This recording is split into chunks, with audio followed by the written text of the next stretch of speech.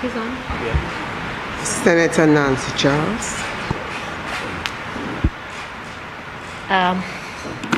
Apologies, my mic was on, sir. Madam President, welcome back. I sure hope that you're feeling much better. I will try as much as possible to be brief, but this is a matter that is so important to St. Lucians that I will try as much as possible as well to show why I am rising today, and I am rising not in support of this bill, Madam President. I am rising today and I am agreeing with my colleague. Enough is enough. This is too much.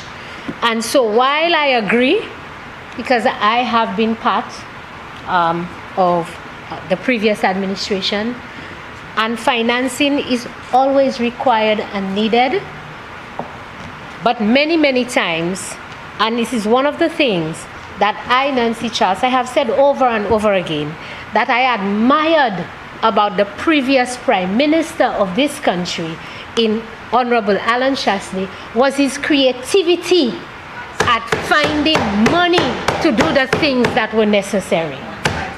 And this government shows they have absolutely no creativity, Madam President. All they know to do is tax, and more tax. That's right. And so I cannot, in good conscience, moi vle di, Jean St.Lucia jodi a, moi pas sa supporter bill sa la pour mettre en lot 2.5 am levi en le bagay St.Lucien ka servi jodi a. I cannot agree to that, Madam President. So, I mean, I listened to my colleagues and I thought, really? One of my colleagues has said that the St. Lucians are able to bear the taxes, and I said to him, really? Wow. I mean, you think because you sit on a talk show every day and your Labour Party comrades are the only one who listen and call and tell you that everything is okay, that you think that the ordinary St. Lucians who are hustling and bustling and struggling can bear an additional 2.5%? Really? I mean, where are you from? And the leader of government business, I listened to him clearly. And sir, my good friend, principal, teacher, let me tell you something. You gave me an admonition one time and I'll give it back to you. Madam President, through you, that sometimes when they tell you what to say, I think you need to do a little investigation. And as the old people used to say, fais jio chuit poao avant di sayo don pudi.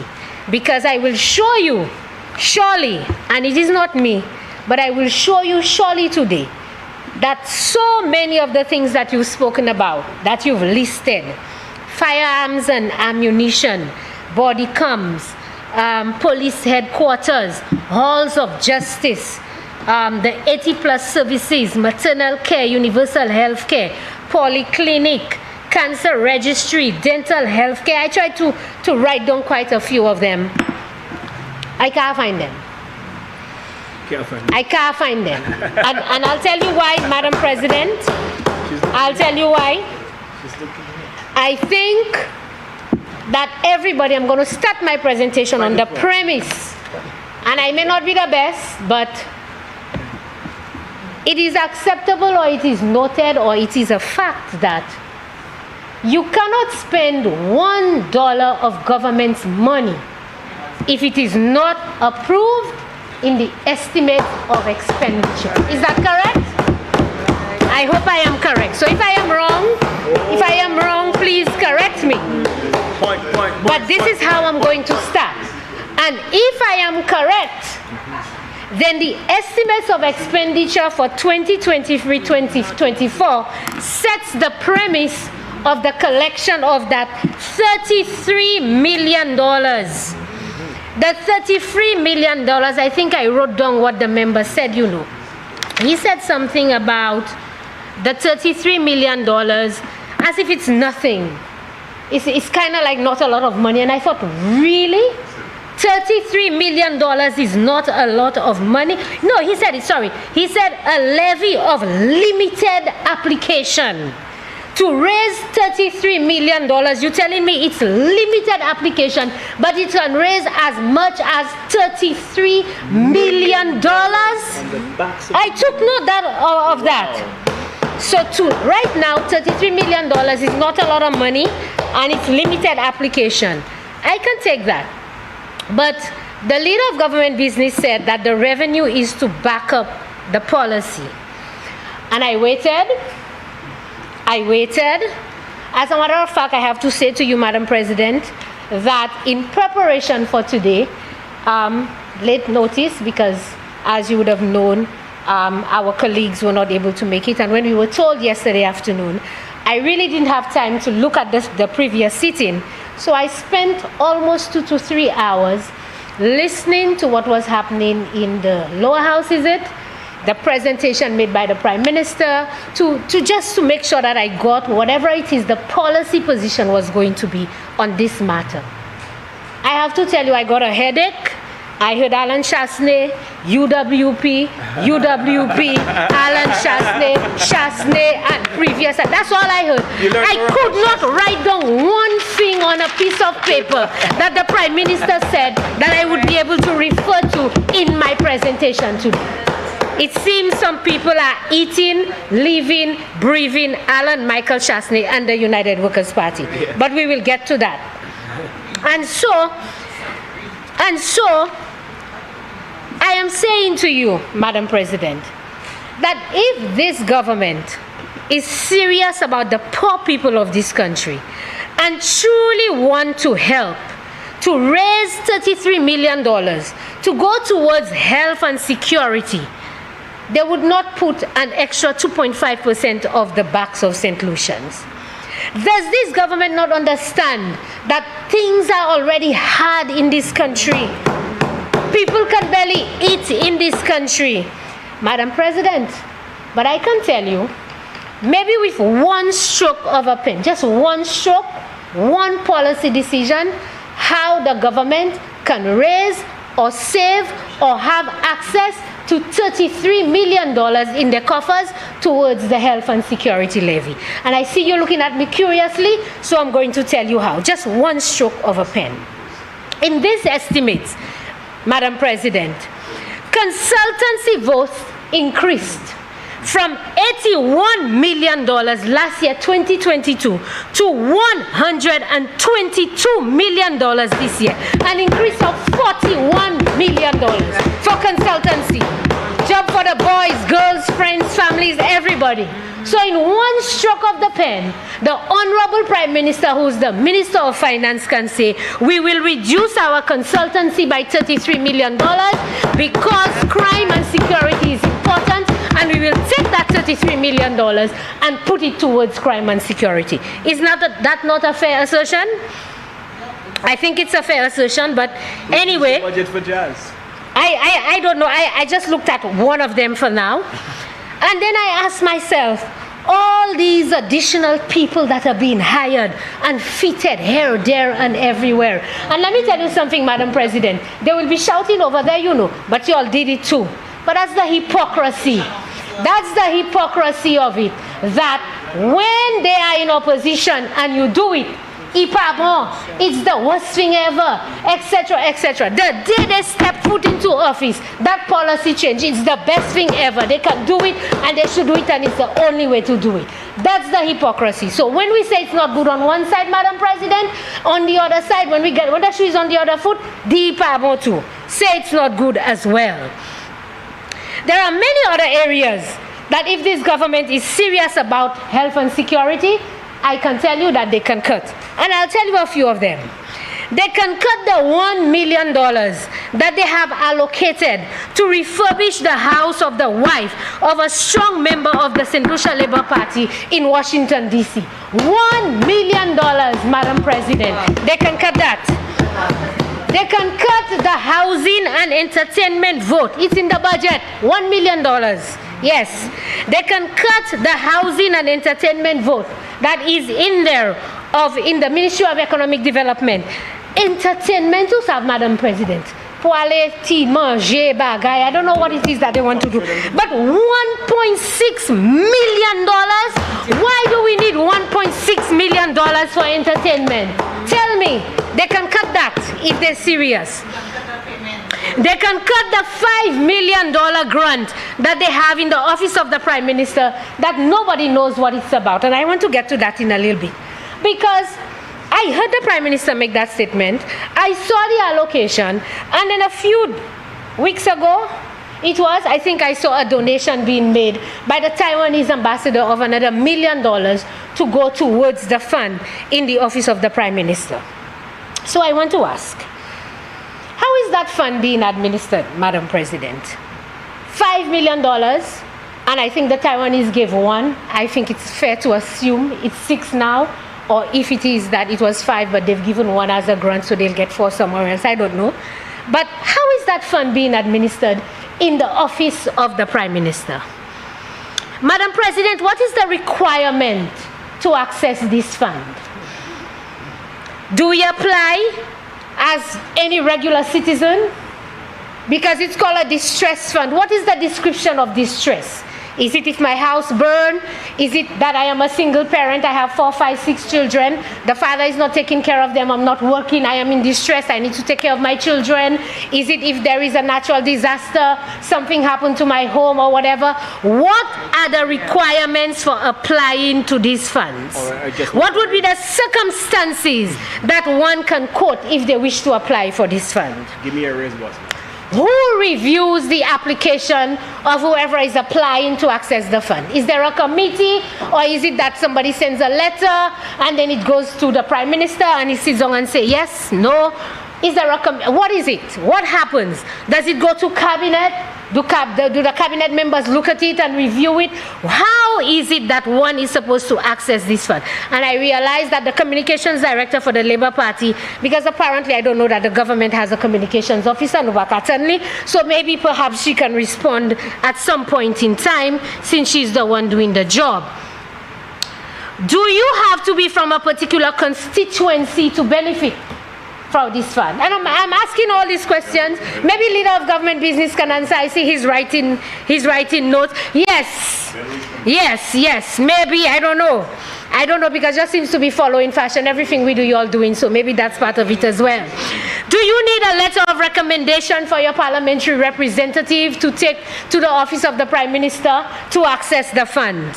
I mean, all these questions, no answers. But today, we want to come to Parliament and we want to raise taxes by 2.5%. So, Madam President, this is a very serious issue.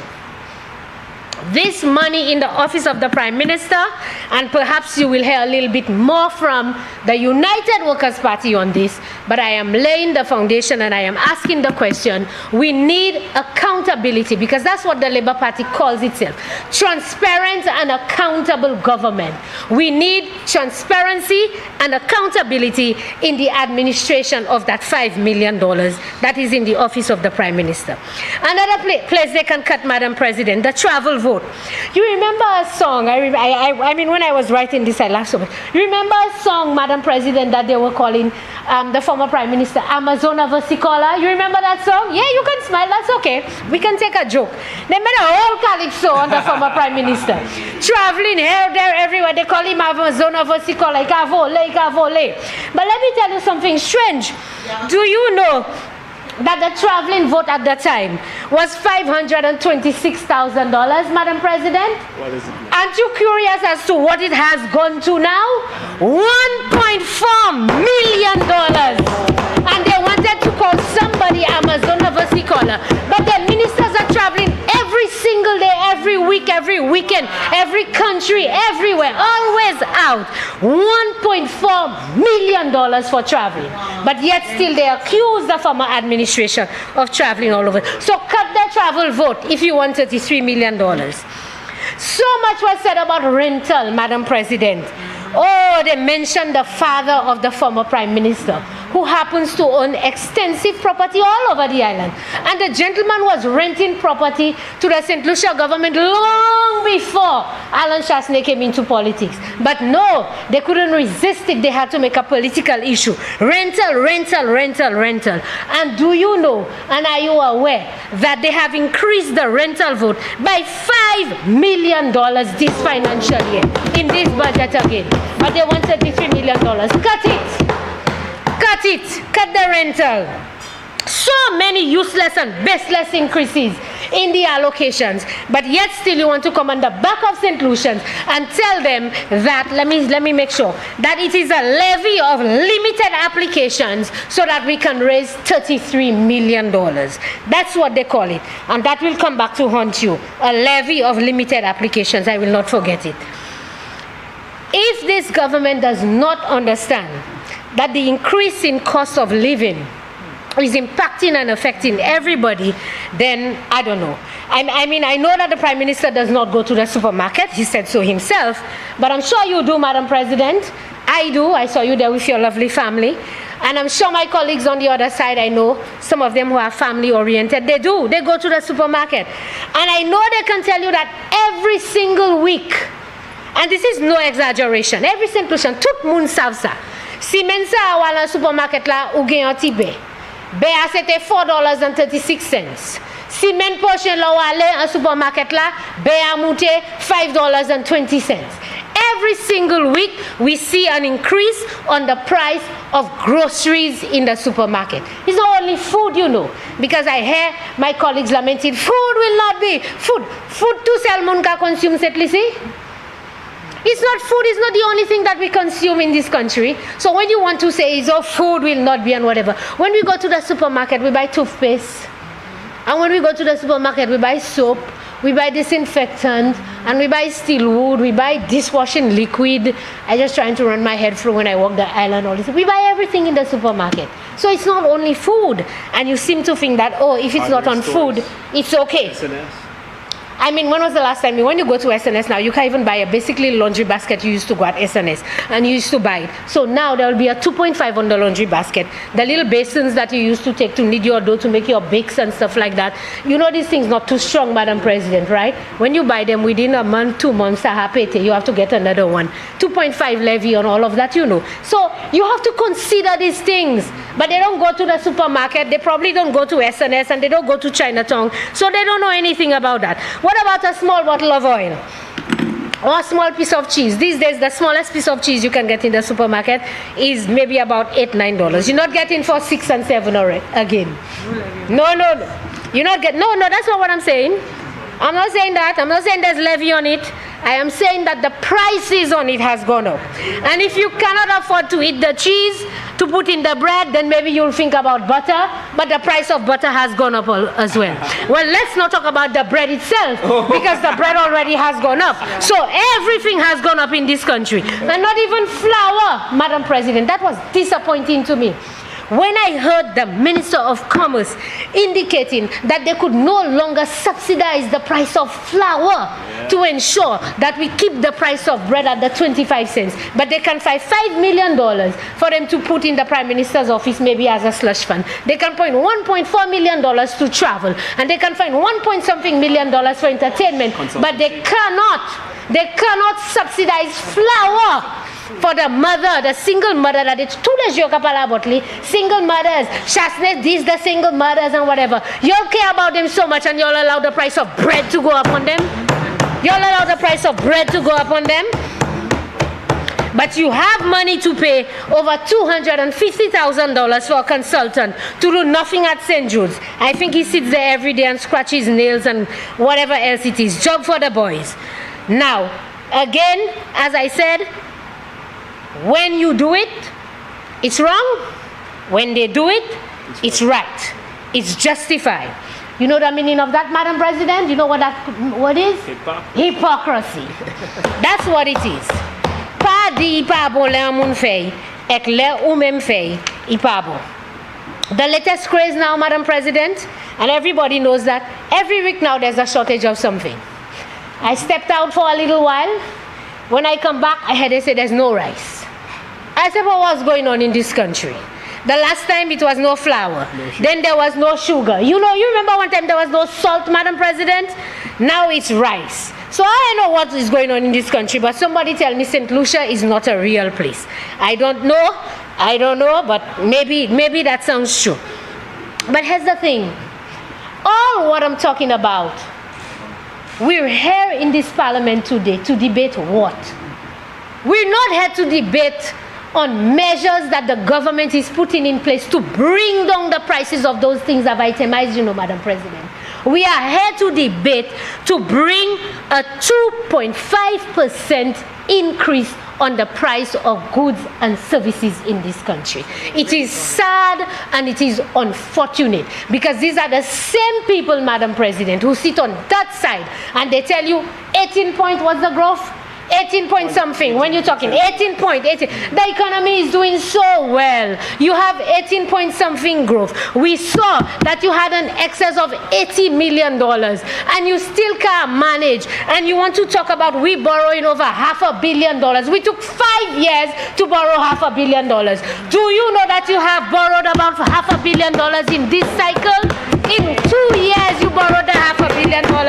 And the bulk of the $500 million we borrowed was post-COVID. After COVID is when we borrowed the bulk of the money. Before that, no. But now, 2 years you already borrowed it and you want to talk about $500 million. But Madam President, let's talk about healthcare. I think we need to talk about healthcare a little bit. So I'm going to go and talk about healthcare. So I'm going to take this and open it to page 467, which is where healthcare is. And this is specifically to the leader of government business. Why am I saying that? Because they tell you to say that it is for health and to improve all those things. And like I said, and I established that anything that you need to spend, it has to be budgeted. If it is not budgeted and you're going to spend outside of the budget, you'll have to come back to Parliament and do what you call a supplementary budget. Sorry, sir. So if there is going to be a supplementary budget, I don't know, but let me show you something, Madam President. And that is what perhaps, what did you call it, smoke and mirrors? Okay, let's look at it. So on page 467, you have the overall summary of the budget for the Department of Health, Wellness and Elderly Affairs. And so, line item 53001, the direction and administration. So last year it was $27 million. This year it has gone up to $40 million. And the reason being, you have OKEU and you have that transition, etc. So that money is allocated for that. That's on the administration. Under the disaster vulnerability, that is when we had COVID, you had all these things happening, you had 33 million, that has been zeroed to about $1.8 million. So you see, there's no need for that. So I am looking, that's why I said to the member, I'm looking to where all these things they talk about, where is it in the budget? Because that's both capital and recurrent expenditure, just so you know. And on the elderly care, it was $1.7 million before. This year it has been increased to $2.3 million. $400,000 increase. All right? $400,000. So I don't know if that's for the 80 plus, but if it's for the 80 plus citizen, I suppose I am justified in my previous statement that we are not doing enough. You cannot allocate only $400,000 to 80 plus people for their pharmaceutical care, their doctor's care, etc., etc., etc. It's not enough, Madam President. Ipaniasi. And if that's what it is for. But it's only $400,000 increase. Then you have the primary healthcare services. It increased from 18 to 19, approximately $1 million. And then you have the secondary and tertiary healthcare services. It increased from 69 to 76, that is $7 million. And then you have the respiratory hospital, which is Victoria, which has transitioned, I suppose, $3 million. Are you aware that this does not even add up to $30 million? So So you tell me you're collecting $33 million. What you collecting the $33 million for? Where is all the projects that the members spoke about?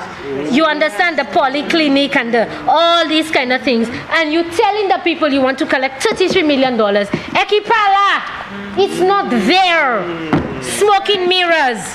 It is not there. And so, I want an explanation. Perhaps the honorable member can make some calls while I'm talking and give a plausible explanation and correct me, because I stand corrected, as to where in the budget do you have all these nice allocations and you want $33 million for healthcare, but I'm not seeing where it is. Where's the policy position, what it is, what is it that you're going to do in terms of healthcare? And then I want to talk about something that the Labour Party is branding about, and I heard my colleagues speak about it. Oh, they spoke about universal healthcare. And the member said, oh, they're looking for the health insurance. Madam President, I mean, St. Lucians, I want St. Lucians to understand that we left a policy that would have allocated $75,000 towards health insurance. And we say we don't want it. And the new administration come in and they're touting universal healthcare. And the universal healthcare in the first phase, which is what they can, is only targeting an average of 2,000 persons. Why do I say that? Why do I say that? The universal healthcare in the first phase is only targeting our pregnant mother. When I made the calls to get the statistics, we have an average, Madam President, of 2,000 births per year. That's the average. So I can assume that it is at least 2,000 people. Out of 180,000 people, 2,000 people we are targeting. And we we're doing something so great for 2,000 people, and we left the other. There's 180,000 people in this country. What about them? Let me explain something to you, Madam President. It's something I learned when I was in government. The issue we have with healthcare in this country, and I'll give you the scenario. When somebody falls sick, and you go to St. Jude's Hospital or OKEU Hospital, it's an emergency. They call the ambulance. The ambulance comes, picks you up. Well, now I heard they say you have to pay the $150 up front or whatever, but I don't know.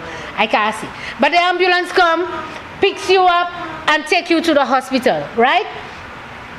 When you get to the hospital, it's an emergency. They will take you into triage, etc. They will treat you, and perhaps then they'll put you on the ward if you need surgery, emergency, whatever it is, etc. 1 cent they spend, yet you know, Madam President. 1 cent they spend. If it's not so emergency, because I've been there with my son at St. Jude's, while they're treating him, the doctor give you a paper, you go to the business office, you pay $45 or whatever, then you come back, then you pay for this. But an emergency, they will treat you right away. They will do whatever needs to happen. And most of the cases are like that. That person is on the ward, they spend 2-3 days, etc. When they are discharged, they give you a slip, you are discharged, and you go. $5,000, $6,000, $7,000, not a cent is spent. And so what happens is that the hospital continues to operate on the allocation that the government is giving them. And you have hundreds and thousands and millions of dollars that is owed to the hospital that they need for them to buy medicine, for them to buy bed sheet, for them to buy toilet paper, for them to pay additional doctors, for them to buy sterile things and whatever it is that they need. But they're not getting sufficient money. And so you realize that the problem in St. Lucia with healthcare is an issue of money. And so the UWP administration said, if everybody who goes to that hospital is able to pay for the services, the hospital is able to get the money, then the money transcends into the services, into paying this, buying that, etc. Then you now resolve the issue. And that was the intention with the National Health Insurance Policy that we had proposed. And so when this government came into office, because I was part of it. Coming soon. We were at an advanced stage, Madam President, and that's what they will not tell you. There is a young lady in the ministry. I'll give you her name after so you can go to her. We had a gentleman from Cuba who has been paid by the World Bank, who had done all the preliminary work. Right. We had all the services outlined, etc. We were at the stage where we were trying to get insurance persons to give quotations so that we can now roll out. We lost the election. No problem. When this administration come in, you're Juba guy, Madam President. And today they want to tout universal health insurance that targets only 2,000 mothers in this country. And they are important before you say, oh, I target the 80 plus people. They are important. But I'm saying to you what happened to the rest of the population. What happened to the rest of the population who are suffering with cancer and diabetes, and they have all these other health issues that they need to go to the hospital. What happens to them? So you see that the plan we had was a better plan to roll out health insurance to make sure that everybody, every single St. Lucian can access health care. Tell me now, under universal health care, if every single St. Lucian can access health care. Tell me now, is only our pregnant mothers. I have 4 children.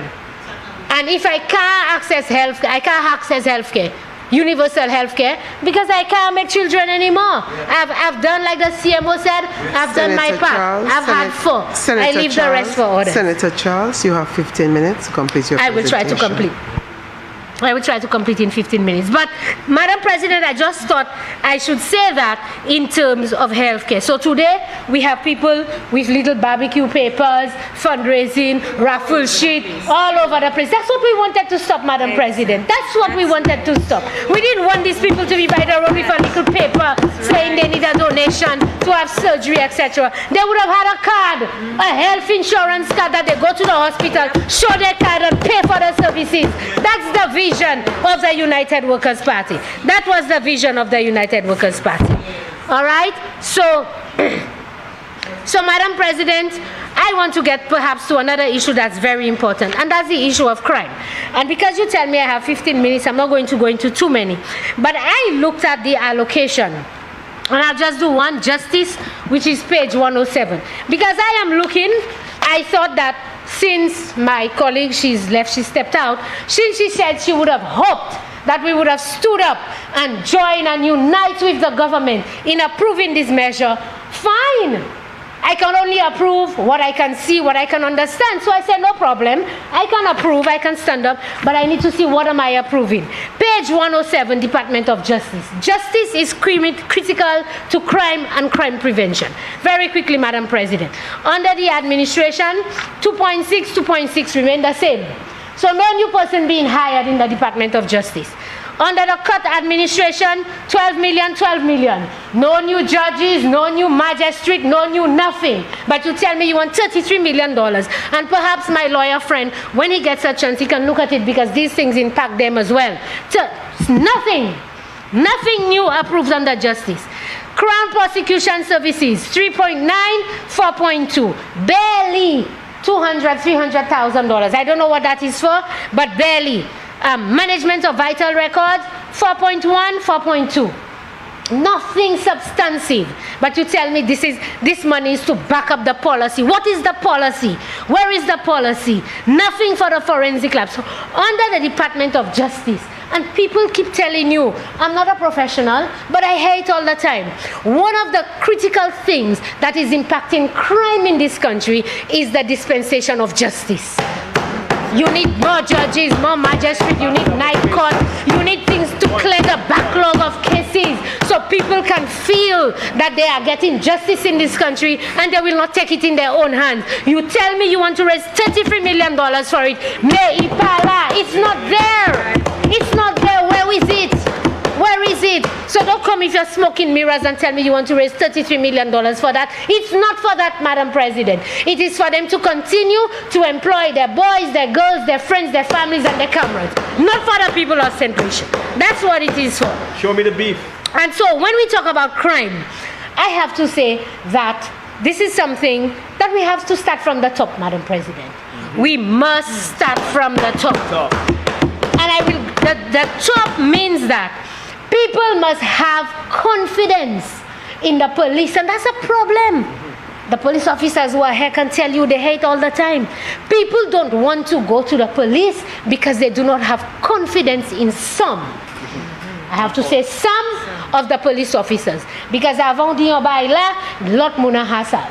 You understand? I'll give you a little story, Madam President. I stopped by Tomaso to buy bread, and people were talking about the police and criticizing the police.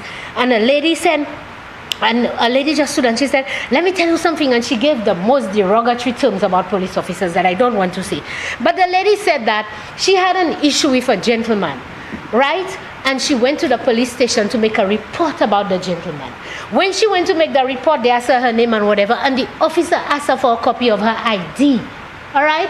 The officer took the copy of her ID, etc., to make the report. The lady said that within 30 minutes, the gentleman in question, who she made the report, called her and told her that he had her number. He sent her a WhatsApp photo of her ID and said, I know who you are, etc. Within 30 minutes, Madam President. But she said, thankfully, she was not harsh. She spoke to the gentleman. They agreed to meet, etc. She told them, man, I don't have nothing against you. I just don't. And she said now they have a cordial relationship. You understand? But these are some of the stories that you're hearing. But when you hear stories, Madam President, of at the highest level of the police department, that there are allegations being made about our top cop, and this government refuses to do or say anything about it, it calls into question whether we are serious about crime in this country. And as a woman, and I am hoping, Madam President, that my fellow senators and yourself, we all need to take a position on this, Madam President. I am not saying that the person or the gentleman in question is guilty. That's not my role. And I listened to the Prime Minister and I thought, what is the gentleman talking about? It's not your role to know who the person is or whatever. You're not a lawyer, you're not a judge, you're not a police officer. You're the Minister for National Security. And if a matter like that is brought to your attention, you need to do the right thing and say to the gentleman, I am hearing this thing. As a matter of fact, for me, it would be best for the gentleman to clear his name. Step aside, let me conduct an independent investigation to clear your name. What are they afraid of, Madam President? What are they afraid of? I have daughters, I have sisters. I'm sure you have female family members. I saw them sitting there. Would you accept that something like that is happening or has happened or is alleged to have happened to a family member, and you sit there and you say and you do nothing just because of politics? That is not acceptable in this country, Madam President. And so I am taking this opportunity today to call on my female colleagues. Some of them want to talk about period poverty, and that is important. But equally important is the issue of rape, sexual assault, sexual harassment. All these things that affect women, equally important. Talk about it. Stand up to your government and tell your Prime Minister to conduct an independent investigation to ensure that we can have confidence in the police. And so, Madam President, I'm sure I have shown through the budget, how much time do I have left? I'm sure I've shown through the budget that a lot of the items and a lot of the things that they speak about, I haven't seen it. And as I said, I stand corrected. Perhaps the members opposite will speak to it. But here's another thing, Madam President. Madam President, are you aware that the previous administration had an after-school program? Policy again. Where's the policy? We had an after-school program that targeted over 20 primary schools, and there was an allocation every year that we had increased them. It was funded by the St.Lucia National Lottery, and the lottery money, according to the legislation, is supposed to be used for youth and sports development. As soon as this government came into office, and we had targeted specifically, Madam President, that's why we had those 20 schools in quote-unquote hotspots and school in areas of concerns. We targeted them first. What did the after-school program do? It ensured that after school at 3 o'clock, between 3 and 5, and you know the situation, Madam President. School dismisses at 3, parents leave work at 4 and 4:30.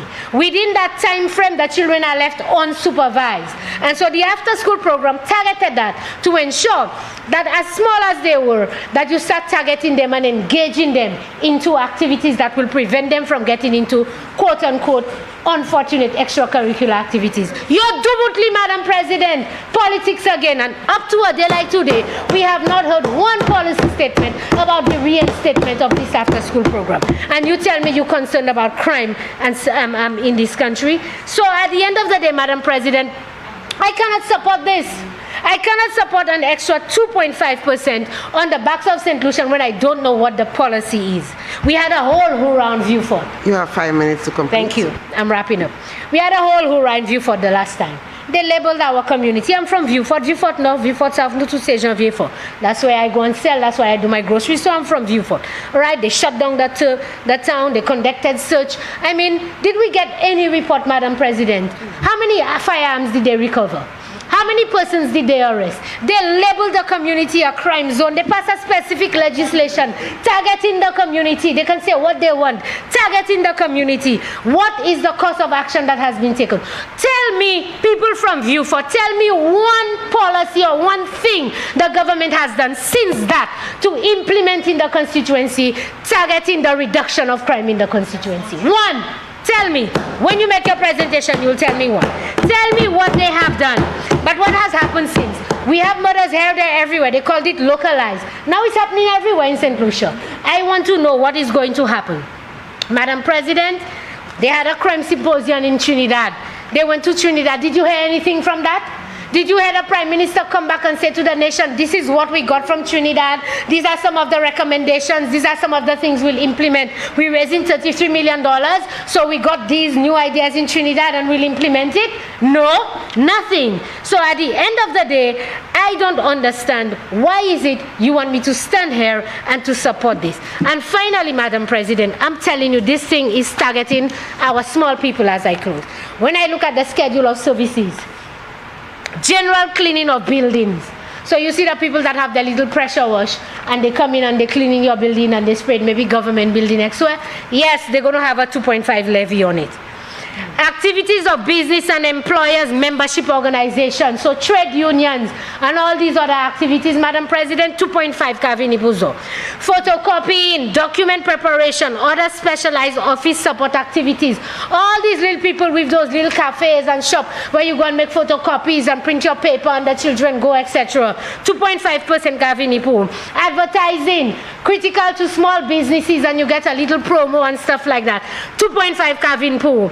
19, other financial services. So we tell them go in the credit union, go in the bank, take a loan because we give them a reduction of 12.5. But I am assuming that there's going to be another 2.5 on the loans that you'll be taking in the banks and the credit unions. So buy ek yon lame, ek point ek an lot lame. Legal activities, so the lawyers, 2.5% is coming. Architectural and engineering, you want to build your home, Madam President? Well, the architect is going to charge you an extra 2.5. So all these little people, and that is why when my colleague said this is for the big man, you all are doubting. All these little people, look it there. These are the people who's going to get the 2.5. So Madam President, I can certainly tell you, I have looked in this, I cannot find it. I have looked all over and I am saying this is an abomination on the people of St. Lucia. This tax will not go to what they say it will go to. They say it will go in the consolidated funds. I await to see where and how and the policy statement of this government as to how that $33 million is going to be used. So I do not support this bill, Madam President, and I thank you.